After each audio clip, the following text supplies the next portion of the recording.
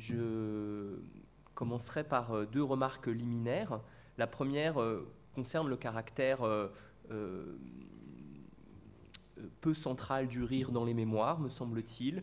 Il me semble que il faut souligner le fait que les anthologies par lesquelles Saint-Simon est souvent abordé donnent à lire un Saint-Simon qui est peut-être plus massivement comique qu'il ne l'est quand on aborde les mémoires par le biais d'une lecture intégrale. Les anthologies, en effet, privilégient les scènes anecdotiques, les passages, les portraits mordants, les passages orientés en fonction d'une chute travaillée, spectaculaire.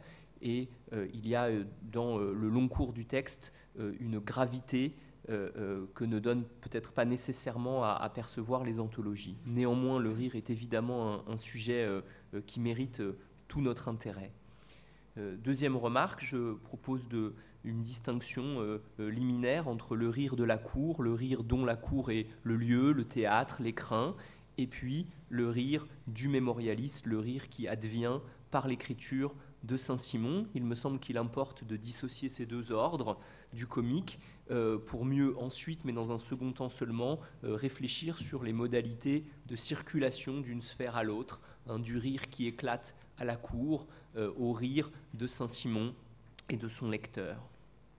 Or, il me semble que le prisme de la comédie permet de penser solidairement le rire de la cour et le rire du mémorialiste. C'est en tout cas le pari de ma communication, qui sera donc consacré à une réflexion sur le recours à ce que je propose d'appeler des schèmes comiques dans les mémoires de Saint-Simon. Et vous le verrez, la communication sera dans son ensemble placée sous le signe de Molière, dont je ne parlerai pas sans être intimidé par la présence de Patrick Dandré, mais voilà, je vous propose une lecture des mémoires au prisme de la comédie. Et je vous proposerai pour ce faire un propos en trois temps. Dans un premier moment de mon exposé, j'évoquerai ce que j'appelle la comédie de la cour, le rire qui advient à la cour. Dans un deuxième temps, je centrerai mon propos sur la notion d'imposture, en réfléchissant à la notion de démasquement, en réfléchissant à la manière dont ce geste de démasquement est commun tout à la fois aux poètes comiques et aux mémorialistes. Et puis dans un troisième temps, je centrerai le propos sur les duperies, dont la cour est continuellement le lieu, en réfléchissant cette fois à la façon dont les scènes ou les scénettes qui peuvent paraître anonymes de duperies contribuent en réalité à l'anatomie d'un pouvoir incapable de coïncider avec lui-même, à l'anatomie d'un pouvoir vidé de sa propre substance. Alors je vous propose donc de commencer avec cette première partie dévolue à la comédie de la cour. Et j'aimerais, dans ce cadre, mettre l'accent sur ce que j'appelle un schème comique à trois termes, avec trois entités que j'appelle par commodité la dupe, le mystificateur et le public inscrit. L'enjeu est de montrer que la cour, même celle de la fin du règne de Louis XIV, même celle des années crépusculaires, est aussi un endroit où l'on rit. L'on se détend à la cour, et le récit de ces moments de détente vaut ensuite, comme l'a montré Marc Hersan, comme moment de détente au sein des mémoires. Alors, pour installer le propos de cette première partie, je me permettrai de lire assez longuement deux exemples. Je vous prie par avance de pardonner la longueur de ces deux textes, mais j'ai précisément besoin de ces deux points d'appui pour étayer l'idée que l'on a affaire à un schème récurrent, ce schème triangulaire de la dupe, du mystificateur et du public inscrit. Alors, le premier exemple concerne le mauvais tour que Lauzun joue à Tessé, assez célèbre, avec l'épisode du chapeau gris. Je lis de larges extraits de ce récit de la chronique de 1698. Il arriva sur cette revue une plaisante aventure au comte de Tessé. Il était colonel général des dragons. Le détail a son importance.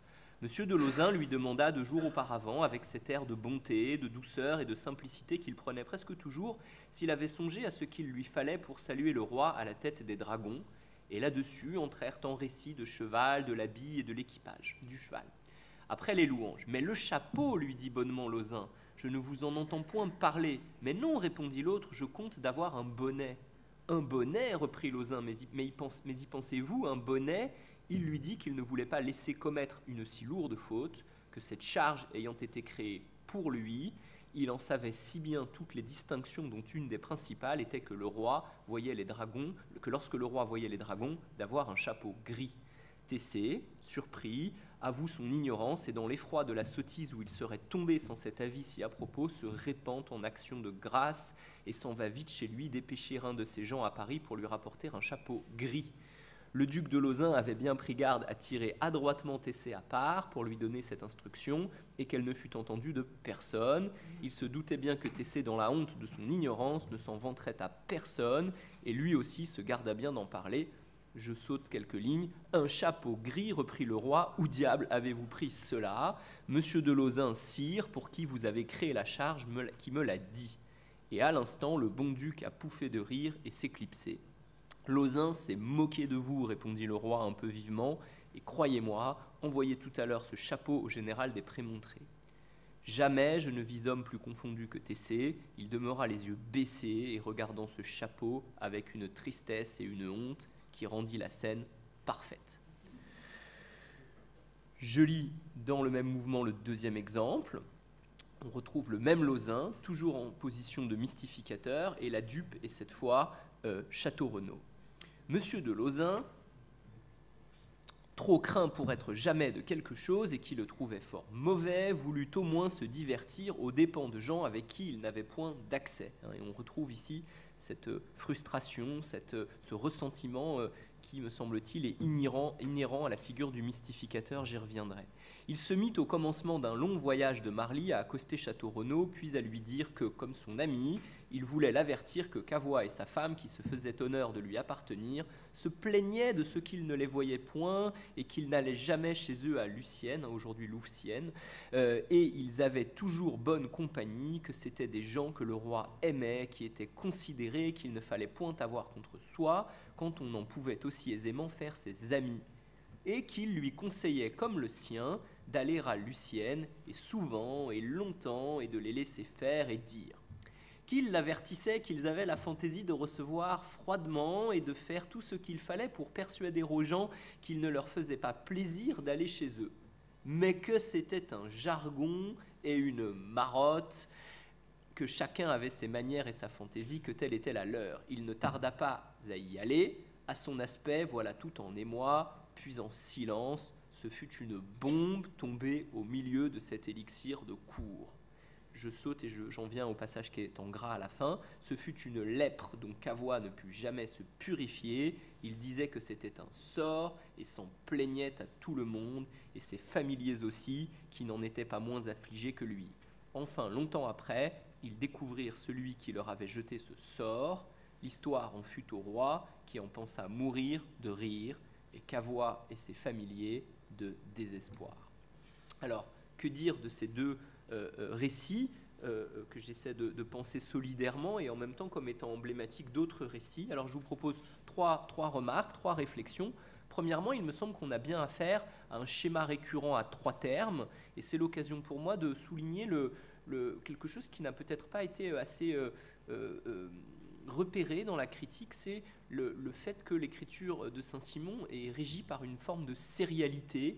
Je pense qu'on pourrait lire les mémoires en cherchant à détecter des structures narratives qui sont rédupliquées. Alors ça vaut pour les scénettes comiques, il y a d'autres scénettes qui sont forgées exactement sur le même modèle, mais il y a aussi des scènes qui ne sont pas forcément comiques et qui obéissent au même patron narratif. Ça, c'est quelque chose qui me semble remarquable dans l'écriture des mémoires. Sur ce schéma tripartite, on peut aussi penser au bon ou mauvais tour que Caumartin joue à Breteuil en parvenant à le convaincre de dire en société que le pater a été écrit par Moïse. On peut penser au bon tour que le même Caumartin joue à Noyon, et Marc Hersan va longuement nous parler de cet épisode. En tout cas, on a ce schéma triangulaire que je souhaitais mettre en évidence. Et pour faire le parallèle avec la comédie, dans le premier exemple que je vous ai cité, on peut penser à l'Avare. Je pense en particulier à la scène où Frosine parvient à convaincre Harpagon que Marianne n'a du goût que pour les vieillards, ce qui pousse Harpagon à arborer ensuite des lunettes fort ridicules quand il paraît devant elle. Et concernant le deuxième épisode que j'ai cité, il me semble que le modèle du fâcheux est tout à fait opératoire ici. Lauzun prenant un malin plaisir à convertir véritablement Château Renaud en fâcheux qu'il va introduire en tant que tel dans l'univers exquis, poli de Cavois. Ce sont des pièces, l'Avare aussi bien que les Fâcheux, que Saint-Simon connaît et auxquelles il fait référence de façon précise et explicite ailleurs dans les mémoires. Ce n'est pas l'objet de mon propos de développer la chose ici, mais il y a, j'ai eu l'occasion d'en parler ailleurs, des références très précises à Molière dans les mémoires de Saint-Simon. Elles ne sont pas très nombreuses, il y en a une demi-douzaine, mais elles sont précises et repérables. Deuxième remarque à propos de ces deux exemples que j'embrasse solidairement, Saint-Simon est attentif à propos de ce que l'on pourrait appeler un public inscrit. On en verra d'autres exemples, mais j'insiste sur le fait que Saint-Simon évoque très souvent, après avoir relaté telle scénette comique, la réaction du public inscrit dans la scène en quelque sorte. C'est quelque chose qui est de l'ordre du réflexe chez lui. Au sein de ce public, le roi a une position, et Nicolas Garotté nous en parlera sans doute, de spectateur à la fois représentatif et emblématique. Le roi rit au même titre que les autres et en même temps le rire du roi rend licite le rire des autres. Il y a toujours donc au sein de ce public inscrit un statut particulier du roi auquel Saint-Simon est toujours sensible. Cette notion de spectateurs inscrits, elle ne concerne du reste pas que les scènes comiques. Très souvent, Saint-Simon est sensible aux réactions de la cour et à la diffusion, y compris sur un plan affectif, de ces réactions. Et j'aimerais faire le parallèle du point de vue de ce public inscrit avec une scène qui n'est pas du tout comique, qui concerne la scène dite du bassin des carpes, empruntée à la chronique de 1708 que Patrick Dandré a commenté de façon précise dans son livre « Quand Versailles était compté ». Et on est à Marly, après la fausse couche de la duchesse de Bourgogne, et la réaction du roi est stupéfiante. Il s'écrit que, dans le fond, la question de savoir qui lui succédera exactement lui est indifférente. L'assistance est stupéfaite. Et on peut lire le commentaire suivant de la part de Saint-Simon. Quelque éloignée que soit maintenant cette scène, elle m'est toujours également présente. Monsieur de la Rochefoucauld était en furie, et pour cette fois n'avait pas tort. Le premier écuyer en pâmait d'effroi. J'examinais moi tous les personnages des yeux et des oreilles, et je me suis gré d'avoir jugé depuis longtemps que le roi n'aimait et ne comptait que lui, et était à soi-même sa fin dernière. Cet étrange propos retentit bien loin au-delà de Marly. Et donc ce retentissement d'un propos, d'une scène, et l'analyse de sa diffusion par cercle concentrique me semble valoir également pour les scénettes comiques qu'accueillent les mémoires. Et on touche là à un aspect qui me tient très à cœur, c'est celui de l'absence de continuité entre le monde raconté et la parole du mémorialiste. La continuité est au fond parfaite, fluide, et c'est à mes yeux une clé pour comprendre l'intensité passionnelle, affective de l'écriture du mémorialiste. Il y a une diffusion entre la scène, le public inscrit, et puis l'écho affectif de cette scène dans l'écriture des mémoires. Et j'ai dans mon propre travail de thèse insisté sur cette logique de circulation qui me semble valoir également pour le rire. Troisième et dernier point que je voudrais souligner dans cette première partie, c'est ce que je serais tenté d'appeler l'inquiétante périphérie du mystificateur. Donc en l'occurrence Lauzun, mais l'analyse peut valoir pour d'autres personnages comme Coislin par exemple, comme Heudicourt. Et là, on touche à quelque chose qui diffère de chez Molière. Le personnage de mystificateur n'est pas toujours sympathique chez Saint-Simon. Le rire qu'il suscite peut avoir quelque chose de crispé, d'inquiet. Contrairement donc à ce qui se passe chez Molière, le mystificateur n'est pas intégré de façon harmonieuse à la communauté. À l'inverse, on peut même dire que chez Saint-Simon, le mystificateur occupe une position périphérique, latérale, isolée. De ce point de vue, on a affaire à un schéma qui ne correspond pas exactement à celui qui fut mis en évidence par Bergson, selon lequel le rire sanctionne, je le cite, l'insociabilité de la victime que caractérise une raideur, c'est toujours le terme de Bergson, coupable, un consentement à sa propre mécanisation, pour reprendre encore un terme de Bergson. L'insociabilité, ici, elle ne concerne pas tant la victime de la mystification que le mystificateur.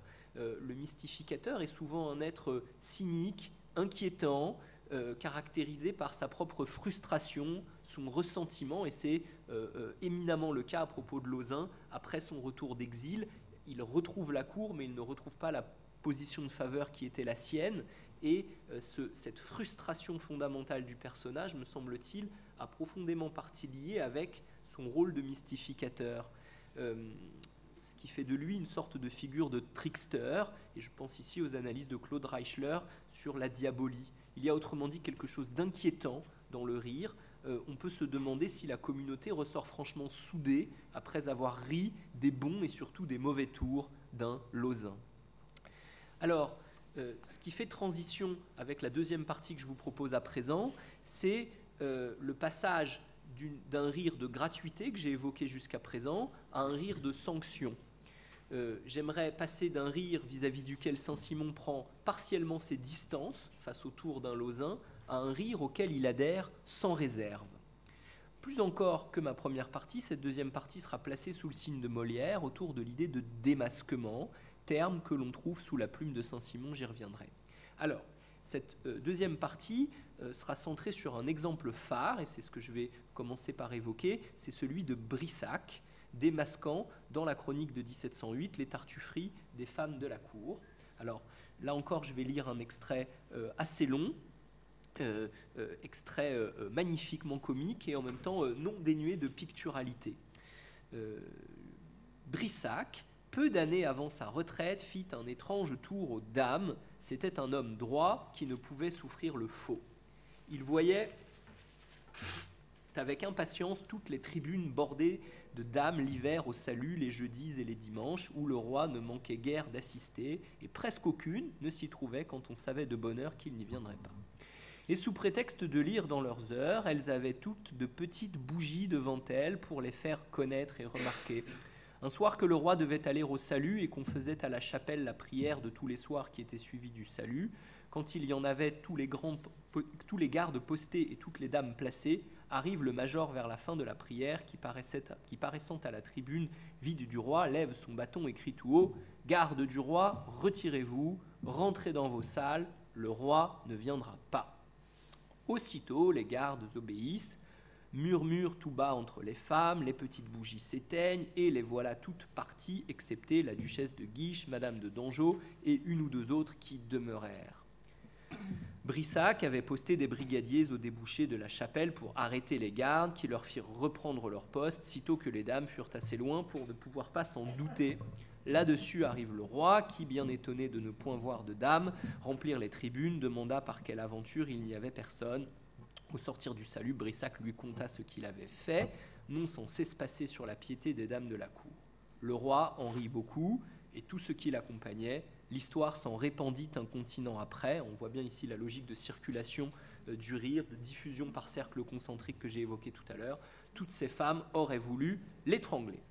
Alors, la perspective dans laquelle je souhaite commenter cet exemple est la suivante. J'aimerais défendre l'hypothèse selon laquelle cet épisode met en abîme la démarche même de Saint-Simon en tant que mémorialiste. Et de ce point de vue-là, je développe l'idée qu'il y a une plus grande adhésion de Saint-Simon à ce type de scénette comique. Pour le dire autrement, je postule une forme d'homologie entre le geste de Brissac, démasquant la tartufferie des dames, et l'entreprise même de la rédaction des mémoires. Au-delà de références explicites, et il y en a, je l'ai dit, que les mémoires peuvent comporter aux comédies de Molière, s'il y a bien un point de contact entre les deux univers, c'est celui de l'ambition de démasquement des impostures. Brissac en use avec les fausses dévotes, comme Elmire ou Dorine avec Tartuffe, ce qui fait à cet égard de Saint-Simon un nouveau Molière. Alors, à l'appui de cette hypothèse, j'aimerais citer un passage très, très fameux de l'avant-propos des mémoires, mais que je propose ici d'articuler dans cette optique, selon cette optique spécifique. Je lis quelques lignes très brèves et très fameuses. Mais la charité peut-elle s'accommoder du récit de tant de passions et de vices, de la révélation de tant de ressorts criminels, de tant de vues honteuses et du démasquement de tant de personnes pour qui, sans cela, on aurait conservé de l'estime ou dont on aurait ignoré les vices et les défauts. Et donc on voit bien que Saint-Simon exprime donc les réticences qu'il a, et bon, c'est évidemment le conte très ancien qu'il a avec Rancé, mais donc ce qui est vraiment constitutif du geste de l'écriture de mémoire aux yeux de Saint-Simon, c'est ce qu'il nomme comme étant un démasquement. Et donc je retiens ce terme parce qu'il me semble qu'il permet de penser solidairement la démarche d'un Brissac, la démarche d'un Molière et la démarche de Saint-Simon lui-même, auteur des mémoires. Alors, dans cette perspective, on a ici la théorie, j'en donne un autre exemple.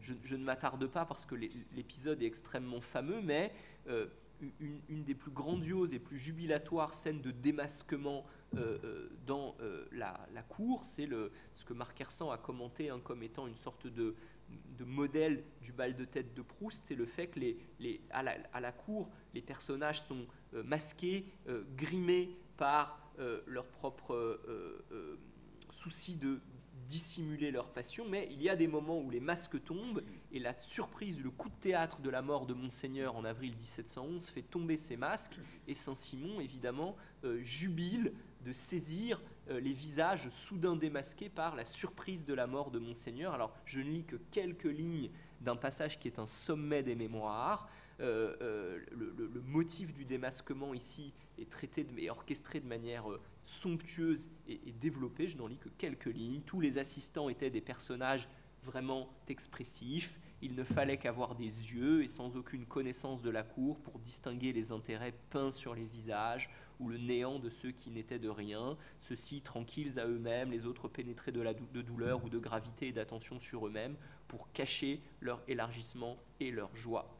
Je note au passage un parallèle possible avec le Malade imaginaire, pièce dans laquelle la nouvelle, ou en l'occurrence la fausse nouvelle de la mort d'un personnage, Argan, permet de faire tomber les masques, et en particulier celui de la deuxième épouse d'Argan, Béline. Deuxième exemple de cette utilisation de schèmes comiques, mais par le mémorialiste, deuxième exemple que je développe beaucoup plus rapidement, c'est celui de la figure de la fausse prude. Saint-Simon donc emprunte à la comédie à la fois cette dynamique du démasquement, mais aussi certaines figures topiques, notamment celle de la fausse prude. Alors, les deux fausses prudes les plus remarquables des mémoires sont sans doute Madame de Ventadour, on peut lire le petit extrait que je vous propose. Son ancien ami, le maréchal de Villeroy, était parvenu à la mettre bien dans l'esprit de Madame de Maintenon, auprès de laquelle elle avait les grâces de la ressemblance qui la touchait le plus, c'est-à-dire celle des aventures galantes plâtrées après de dévotion. Puis évidemment, la fausse prude par excellence, c'est Madame de Maintenon. Son beau temps, car elle avait 3 ou 4 ans plus que le roi, avait été celui des belles conversations, de la belle galanterie, en un mot de ce qu'on appelait les ruelles, et lui en avait tellement donné l'esprit qu'elle en retint toujours le goût et la plus forte teinture. Le précieux et le guindé ajoutés à l'air de ce temps-là, qui en tenait un peu, s'était augmenté par le vernis de l'importance, et s'accrut depuis par celui de la dévotion, qui devint le caractère principal et qui fit semblant d'absorber tout le reste. Et ici, il me semble qu'il y a quelque chose d'un peu figé dans le type, qui est un type qui vient en droite ligne du théâtre de Molière.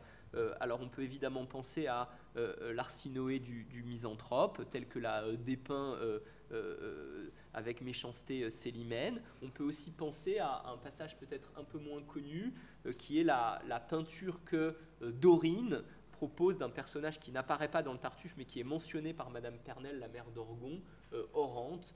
Et je n'ai pas le temps de lire ce passage, mais on a dans la scène liminaire du Tartuffe un portrait virevoltant de cette femme devenue dévote sur le tard dans la bouche de l'inénarrable Dorine. Dernier point de cette deuxième partie, je voudrais souligner le fait que le remploi de schèmes comiques chez Saint-Simon est souvent infléchi dans le sens de ce qui est finalement une marotte de Saint-Simon lui-même, à savoir l'imposture envisagée au sens d'illégitimité de la naissance. Il y a parfois quelque chose de plus existentiel, voire de plus ontologique dans la démarche de démasquement de Saint-Simon. Ce qu'il démasque, ce n'est pas simplement l'hypocrisie ou la tartufferie d'un tempérament, mais c'est une fausseté ontologique qui évidemment est liée à son souci du rang. De ce point de vue-là, on peut convoquer un exemple franchement comique qui est celui du ridicule de Montbron, piètre danseur qui était trop imbu de son talent et qui s'est littéralement ridiculisé à la cour en ne dansant pas aussi bien que ce que sa fatuité laissait penser. Mais ce qui me retient mon intérêt, ce sont simplement les premières lignes de ce récit drôle, c'est la façon dont Saint-Simon introduit la chose. Je ne fais que lire les premières lignes. Je ne puis passer sous silence une aventure fort ridicule qui arriva au même homme à tous les deux. Il s'agit de 2 balles. C'était le fils de Montbron qui n'était pas fait pour danser chez le roi, non plus que son père pour être chevalier de l'ordre, qui le fut pourtant en 1688 et qui était gouverneur de Cambrai, lieutenant général et seul lieutenant général de Flandre, sous un nom qu'il ne put jamais prouver être le sien. Et donc ensuite, on a une description du ridicule du fils qui danse de façon relativement grotesque eu égard à ce que l'on peut attendre, mais on voit ici que le ridicule vient sanctionner la fatuité du fils, mais aussi d'une certaine manière l'illégitimité du père. Et il y a de ce point de vue-là presque une métaphysique du démasquement chez Saint-Simon, l'illégitimité ultime étant évidemment celle de la bâtardise. Voilà, je ne développe pas davantage pour conserver un peu de temps pour ma 3e et dernière partie, que je centre sur la question des duperies, et je vous propose ici donc d'envisager l'évocation, je vous propose une optique démonstrative dans cette dernière partie qui est la suivante. Au-delà de l'évocation ponctuelle de telle imposture ou de tel ridicule, il y a, me semble-t-il, dans les mémoires, une ambition plus vaste, celle de proposer une anatomie du pouvoir Louis XIVien. Et l'hypothèse qui est au centre de cette 3e partie de mon propos est que la notion de duperie joue un rôle fondamental dans cette anatomie. Les mémoires peuvent être lues comme la peinture d'un pouvoir incapable de coïncider avec lui-même, d'un pouvoir constamment vidé de sa propre substance. Dans cette perspective, l'idée d'un roi franche et bonne dupe est essentielle. De ce point de vue, Molière peut à nouveau être mobilisé. Cette fois, Louis XIV est assimilé aux personnages molièresques que l'on dupe, en particulier ceux que Patrick Dandré a identifiés comme étant des chimériques. Bref, il s'agit maintenant d'analyser le fait qu'à travers les références à la comédie, c'est aussi une conception d'ensemble de l'histoire qui est en jeu. Alors, le premier point que j'aimerais développer, c'est celui de l'ambassade de Perse. On est au tout début de l'année 1715, au crépuscule du règne. Louis XIV est plus que jamais un vieux roi sans divertissement, et voici la façon dont Saint-Simon relate l'ambassade de Perse.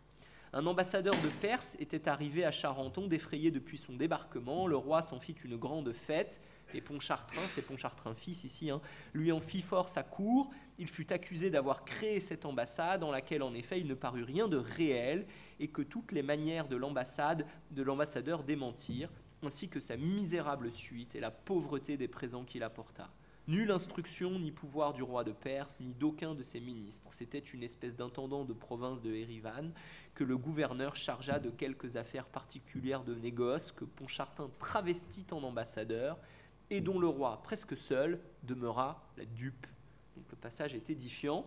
Le parallèle, c'est difficile de ne pas penser ici au bourgeois gentilhomme. On n'est pas très loin d'une assimilation de Louis XIV à M. Jourdain, dupe de la turquerie et devenant par là même une sorte d'avatar du mamamouchi que l'on sait. Alors, je voulais partir de cet exemple qui est éloquent. Plus généralement, le schème comique fonctionne, me semble-t-il, sous la plume de Saint-Simon comme outil herméneutique. Et je propose de lire l'ensemble du tableau du règne de 1715 comme ayant pour fil rouge, comme fil conducteur, celui d'un roi perpétuellement dupe de Madame de Maintenon. Hein. C'est au moment où Saint-Simon revient de façon synthétique, surplombante sur le règne, une des idées rectrices qu'il retient comme clé interprétative à l'échelle de l'ensemble du règne, ou en tout cas de la deuxième partie du règne, c'est l'idée que le roi fut la dupe de Madame de Maintenon.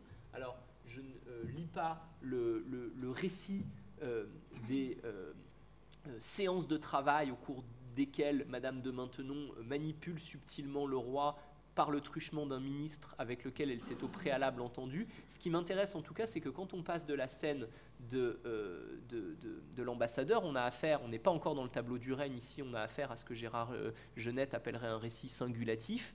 Et ensuite, cette Duperie, elle est traitée sur un mode profondément itératif tout au long du tableau du règne. C'est-à-dire que ce n'est pas simplement ponctuel, mais c'est vraiment quelque chose qui est structurant. Je lis une citation plus brève, toujours empruntée au tableau du règne.